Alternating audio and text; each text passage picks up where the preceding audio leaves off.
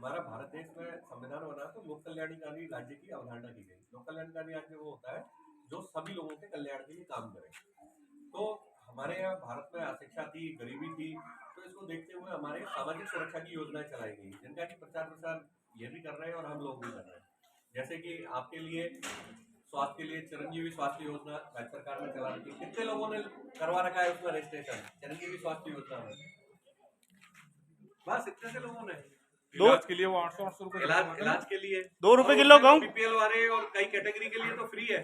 तो उसमें कराओ, देखो 25 लाख तक का इलाज की सुविधा सरकार दे रही है एक छोटे से प्रीमियम पे, जो और कई के लिए निःशुल्क है कैटेगरी के हिसाब से। इसी प्रकार से गरीब लोगों को पौष्टिक खाना मिले, इंदिरा रसोई चला रखी है, 8 रुपए में एक टाइम का भरपेट भोजन वो देते हैं। तो उसमें 250 ग्राम चपाती वजन से है, आप गिनती से ना कंफ्यूज हो। सब्जी 100 ग्राम और अचार वगैरह देने की उसमें वो किया हुआ है। समाज हेलो, जो ये आवास योजना चल रही है आपको उसमें सहायता दे रहे हैं मकान बनाने के लिए। तो इसी प्रकार से रोटी कपड़ा मकान, तो एक रोजगार के लिए जैसे ग्रामीण क्षेत्रों में महात्मा गांधी नरेगा योजना है जिसमें कि काम 100 दिन का गारंटी रोजगार वाली बात है। इसी प्रकार से शहरी क्षेत्रों में इंदिरा गांधी शहरी रोजगार गारंटी योजना चलाई है, जिसमें 100 दिन का रोजगार शहरी क्षेत्र में भी जो लोग काम करना चाहते हैं उनके लिए, बेरोजगारों के लिए देने के लिए रखा गया है। तो इसी प्रकार से सरकार सामाजिक सुरक्षा के लिए बहुत सारी योजनाएं चला रही है। जैसे कि आदमी, अब जैसे ज्यादातर लोग मजदूरी करते हैं लेकिन बुढ़ापा आ जाएगा तो वो नहीं कर पाएंगे, तो उनके लिए प्रधानमंत्री श्रमयोगी मानधन योजना में 3000 रुपए पेंशन तक का प्रावधान है, जिसमें आधा अनुदान आप देते हैं और आधा सरकार देती है।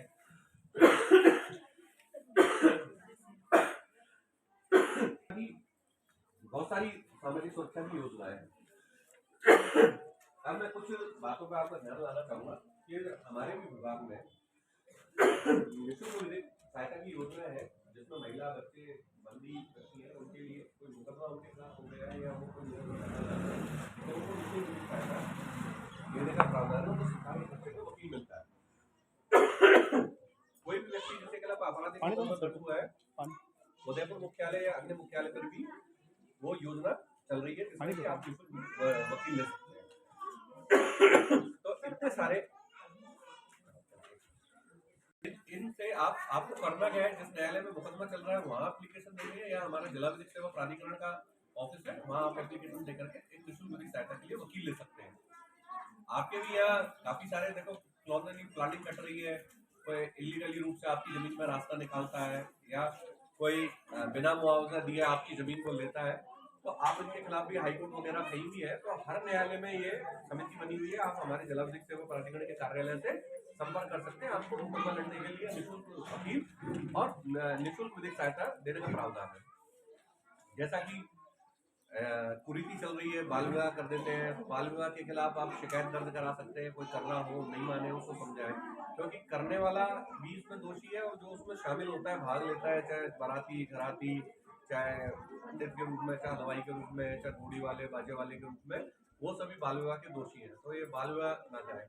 एक हमारे यहाँ राजस्थान पीड़ित प्रतिकर स्कीम चलती है, तो राजस्थान पीड़ित प्रतिकर स्कीम में कोई भी ऐसा व्यक्ति हो जिसके साथ अपराध हुआ हो और अपराध के कारण उसको ऐसी चोट पहुंची हो या ऐसी क्षति हुई हो, इलाज में बहुत ज्यादा पैसा लग गया हो या उसकी आय की हानि हुई हो, ऐसे व्यक्तियों को भी हमारे यहाँ पीड़ित प्रतिकर स्कीम में मुआवजा दिलाने का है। उसके लिए आपको संबंधित जो थाना अधिकारी है उससे रिकमेंडेशन या न्यायालय की रिकमेंडेशन लानी होगी और एप्लीकेशन उसके साथ लगानी होगी।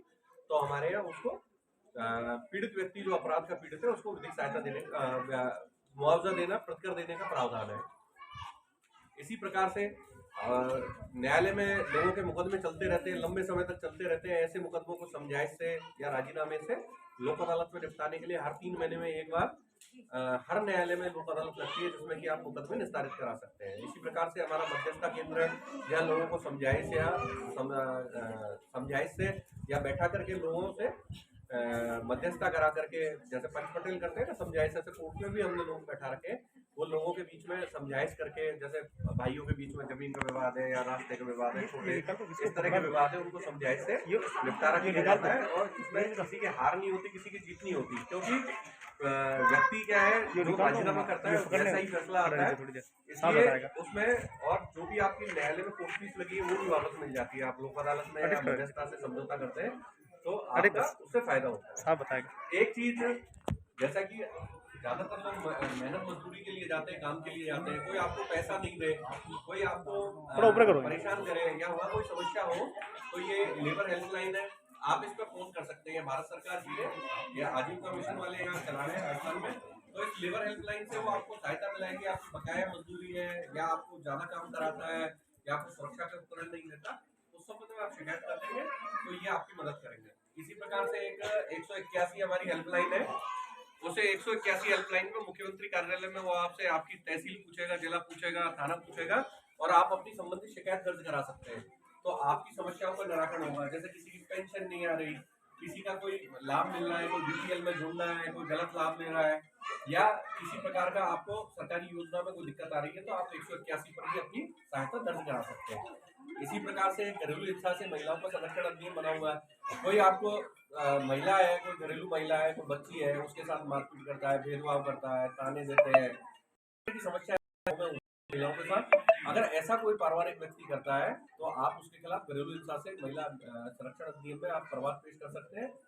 और ये प्रवाद पेश करने के लिए यहाँ पर रामकिशोर खदाव है, वो यहाँ संरक्षण अधिकारी है, महिला अधिकारिता विभाग में बैठते हैं। या हमारा ये मोहाना जो हॉस्पिटल है, सीएससी है, इसके ऊपर सखी वन स्टॉप सेंटर है।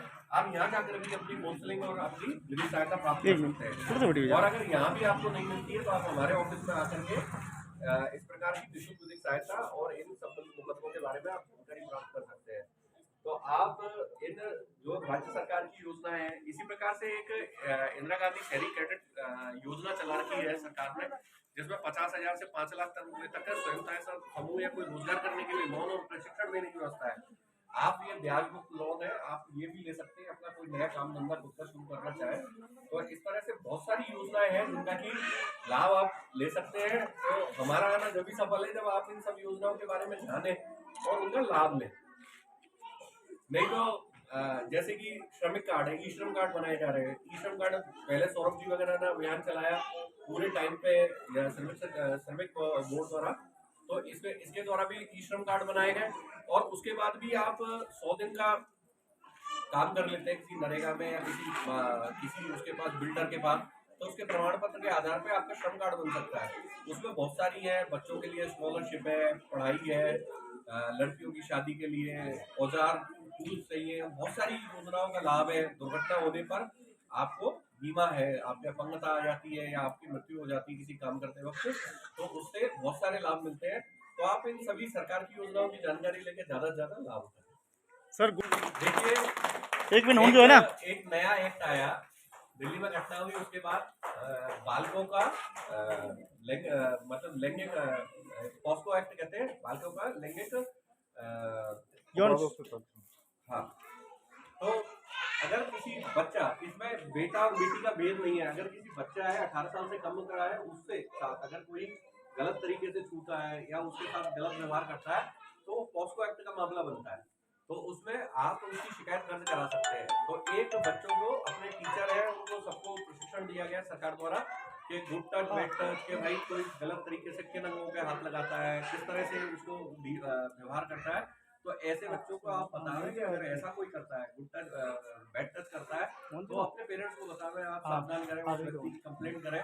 तो इस प्रकार की आप जानकारी देंगे तो आपका बच्चा किसी प्रकार के ये यौन अपराधों का शिकार होने से बच सकता है। चाहे बच्चा हो, चाहे बेटा हो, चाहे बेटी हो, आप इन्हीं ये गुड टच और बैड टच की जानकारी देंगे तभी वो आपको बता पाएगा। नहीं तो उसकी बच्चे की समझ में भी ये नहीं आएगा कि ये व्यक्ति गलत हरकत करना चाहता है या अपराध करना चाहता है, तो वो आपको बता नहीं पाएगा। तो किसी न किसी दिन उसके यौन अपराध का शिकार हो जाएगा। तो आप उसके बारे में